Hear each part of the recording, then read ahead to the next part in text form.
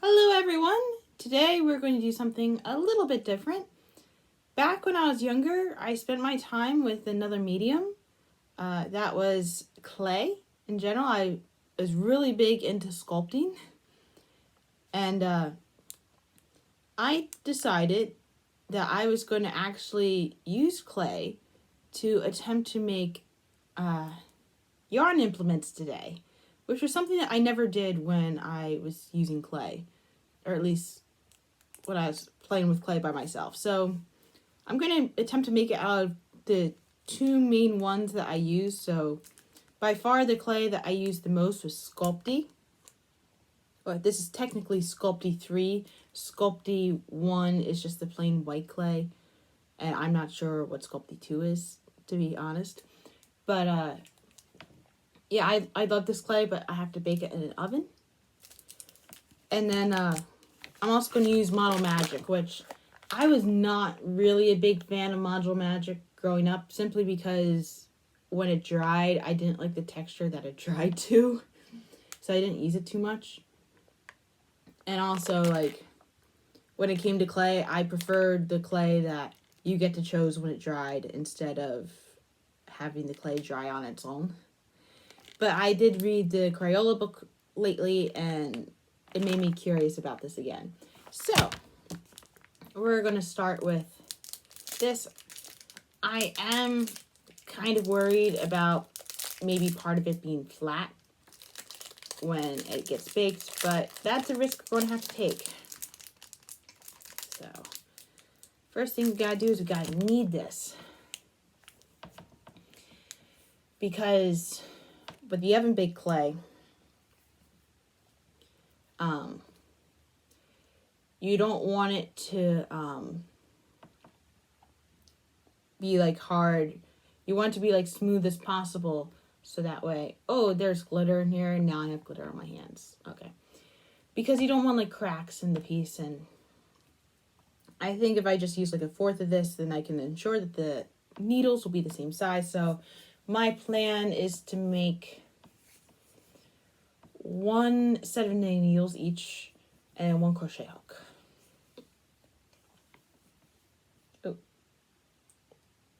Oh my gosh. You know, it's been so long since I've like sculpted with clay in general. And like my hand is dry right now, and like part of the skin is peeling off, and some of that's going into the clay. Oh my gosh. I forgot that was a thing. It's been so long, yeah.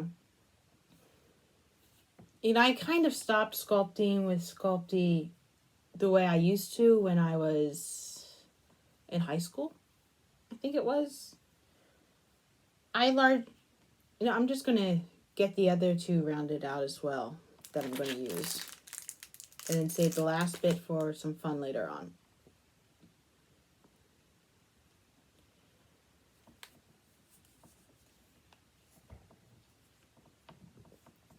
What I did was starting to become a little bit more complicated.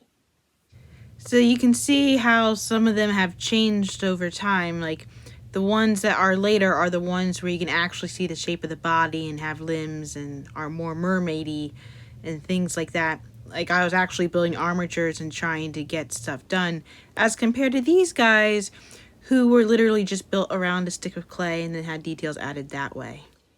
So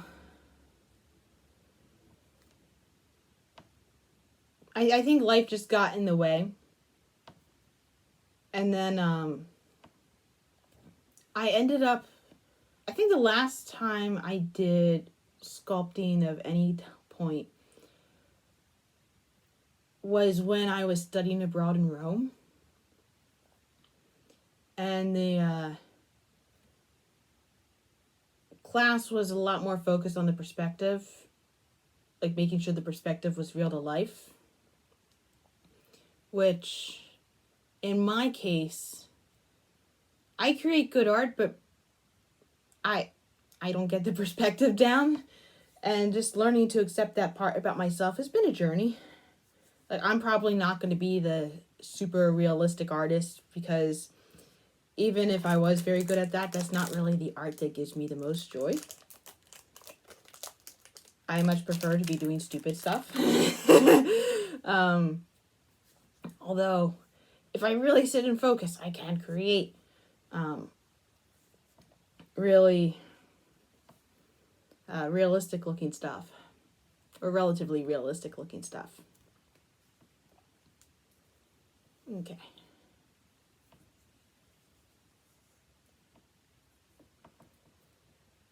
This didn't take long to like warm up at all. That's pretty cool. Although it has been relatively warm up in the studio for the past couple days, so that hopefully had something to do with it. So with a knitting needle, wait, do I have my clay tool here?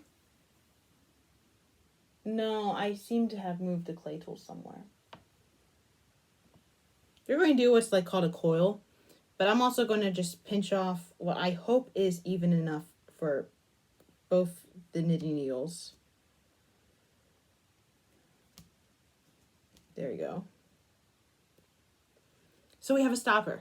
Like for a knitting needle, it's pretty basic construction, right? You got the tapered end, you got the coil, and then you got the stopper. So this is probably going to be like somewhat thick. Because if it's too thin, clay breaks. So we don't want to do that. That's probably going to be pretty nice. I'm also confined by the casserole dish that this is going to be in. It can't be longer than the casserole dish. So, spread that in. I don't want like a little crumb there. So, let me make sure I can get the other piece to approximately the same width, because I want the needles to be like close to the same size. They don't have to be twins, but they should at least be sisters. Oh, there's a little bit more clay there. Oh, I got glue on that from my previous adventure. All right.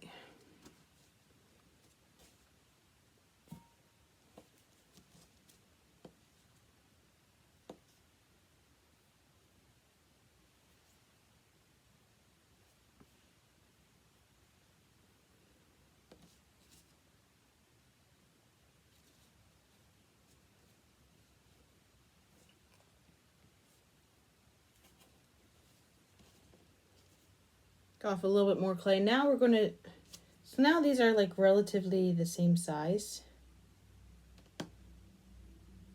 Now we're going to kind of like taper the end a little bit. Get it to like a point so I have the knitting taper thing.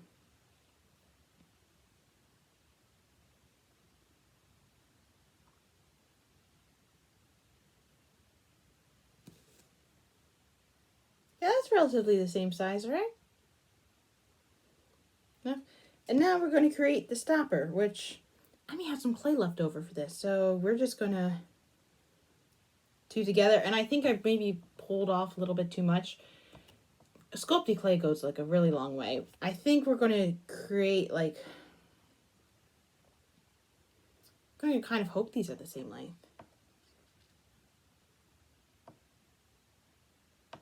There you go. Kind of just like place it on like that.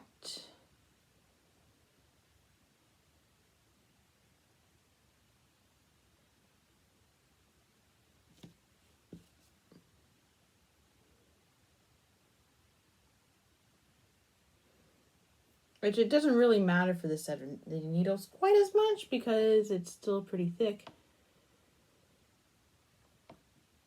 Yeah, I think those are our knitting needles. So I'm going to lay them in the casserole dish and hope that they don't get the shiny thing later on when they lie against the casserole dish for too long. Also, disclaimer, when you use a ceramic dish, it should not be a dish that your family eats out of, which I'm mentioning because that is a rule I am currently breaking right now because It's been so long since I've done this. We no longer have the dish that I used.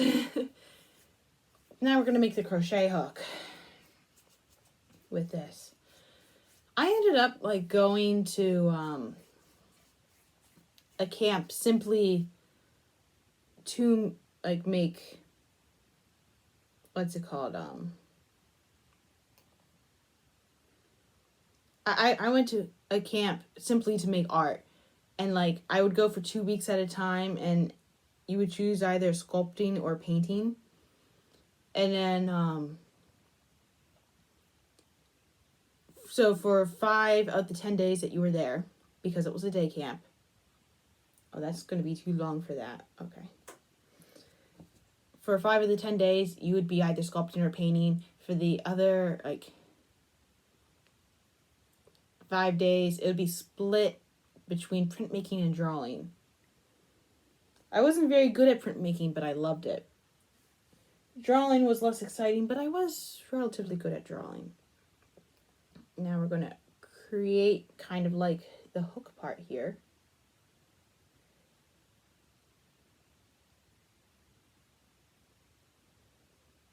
They also had like ones where you could give up all that and just switch to like enamel or pottery or whatnot, which was never an option I did, but there were like some summers where like I went 1 week for like, I ended up doing 2 sessions. I went for like sculpting and then painting.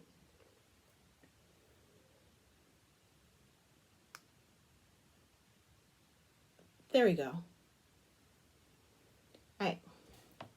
That's our crochet hook, although is that going to have trouble laying in there? No, it's not. But yeah, that's going to be our crochet hook here. Although, something I could do here. I could make this dual purpose crochet hook and nook if I put a hole right here. There we go. Ooh. There we go. So in the future, I can put like a cord through that.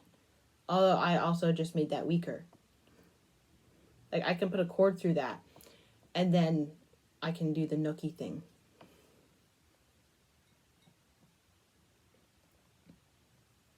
So we'll have to see how that handles the oven. Although I have a little bit of clay left over. We're just going to stick this here. And I will save that for a later time.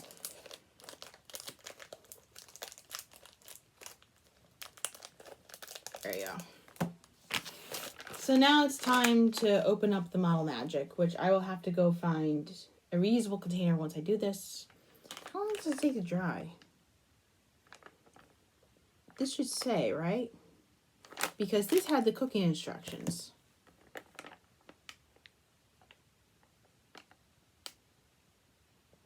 Okay, so keep finished product away from the open flame. Do not mold into candle holders or other like items for use around flame. Do not put in oven, microwave, or kiln.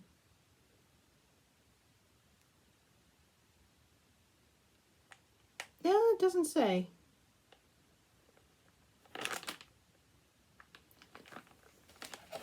Anyway, we're going to get a surface for it to dry on. The plastic over the canvas, which doesn't really matter because the plastic is a waste material when it comes to the canvas. Also, my elementary school growing up had, oh, that smells weird. Okay, had a kiln. And I actually got to use the kiln. But before I did get to use the kiln, I had this art teacher who, to call her a witch would not be far from the truth. So my school was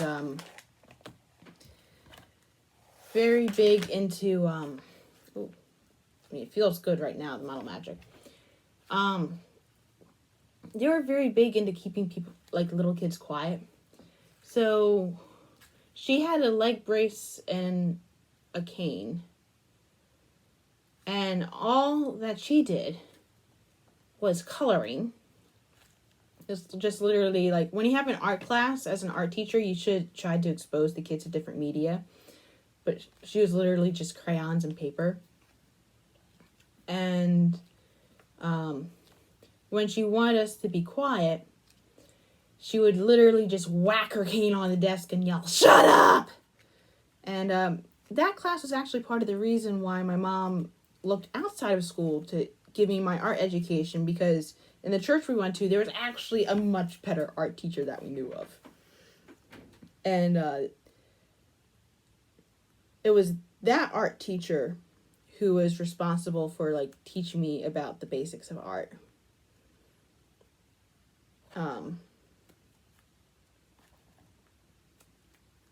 Yeah, these look more evenish. But then back to the witch art teacher. We had a kiln in the classroom, and part of the way she tried to get us to be quiet was to tell us that noisy little kids were going to get cooked. Which, terrible thing to say. Oh my gosh. Absolutely freaking terrible thing to say.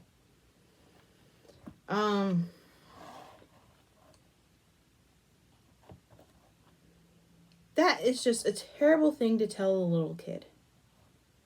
And once again, I pulled out too much clay. That's okay.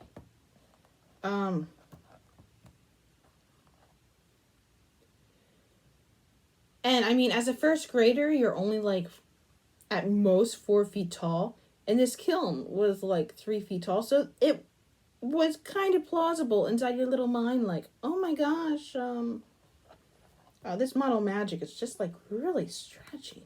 Oh my gosh.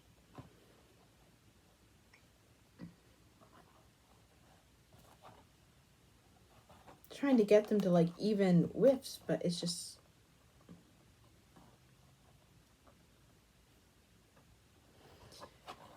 Yeah, then in the second grade, I actually had other teachers who taught us to use like natural clay that got baked in the kiln.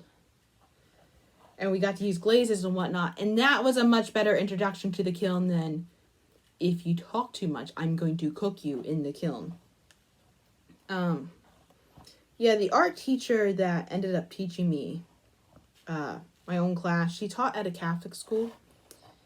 And then I would go after, like my mom would pick me up from school. She would take me after school and she would drive me to the Catholic school. And the teacher would like show me the basics. And actually, like some of the pictures I drew from that time are still hanging on the wall of my house. I'm going to insert a picture of it now. This was watercolor and crayon. And then this was acrylic on a golden board. So, yeah, that teacher was a saint. Miss Lorraine, if you're watching this, thank you very much. Much better than the other teacher who was terrible with the kiln. I don't think I ever did clay with her, but she did like introduce me to oil paint the one time. But mostly it was acrylic paint. We stuck with acrylic paint largely. Yeah, this is the knitting needle. I can't really hold it up too much because it's bending on me. Anyway, I'm just going to let it air dry on the canvas and while I make the crochet hook. And that took a lot less clay than I was expecting to do. So now I have a bunch of model magic that I can like mold into something at a later date.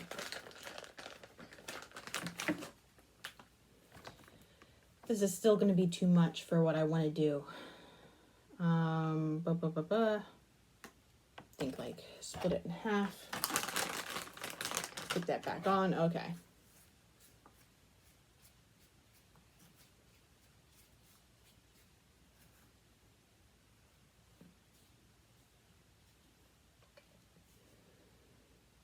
This is called a coil, what I'm doing, by the way. Simply because they're like the basis for when you want to make a pot and like you're doing a coil pot where you wind it around each other.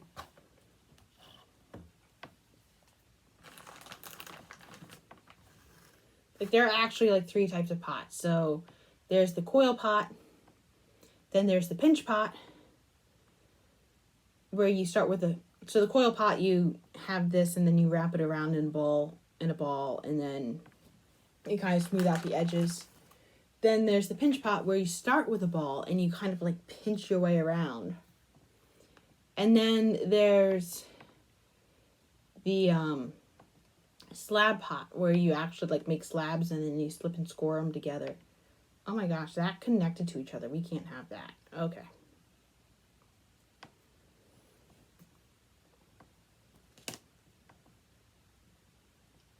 Oh, this is not reacting as well to forming a little hook as the other thing. But we're also, once again, going to make the little hole down here in case I want to turn it to a nook later on. We will see anyway.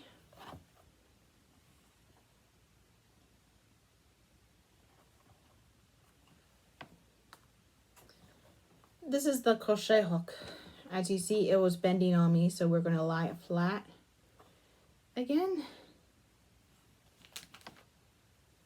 Well, we're going to let it dry. So obviously I can't really knit with them right now and expect it to stay. I mean, you saw from me modeling with the Model Magic how, like, literally I pull it and it's like silly putty, right? I already know if I attempt to knit with this as is and before it dries, it's going to break on me. And we want to actually give it a fighting chance, you know. This also, I don't want to ruin it until I get to bake it. So I will be back. And here are the finished tools. So these are the Sculpting tools right here. These are my knitting needles, and this is the crochet hook. They feel pretty solid. And then these are the Model Magic knitting needles, and this is the crochet hook, which they're much more solid now that they're air dried, rather than they were in their state. Although they are like still relatively moldable, so I'm not really confident in how far they're going to go. Now, I've made an executive decision here where I saw how long the footage from the last section was, and it's a bit long, so I'm actually going to split this video into 2 parts. So this is where I'm going to end this video, is with the making of the tools, so that way you can see the tools survived. But in the next part, I'm actually going to use the tools, so that way you're not like stuck having to like digest a 40-minute video in one go if you don't have time for that. Anyway, that was today's entertainment. I hope to see you in the next one. Have a nice day.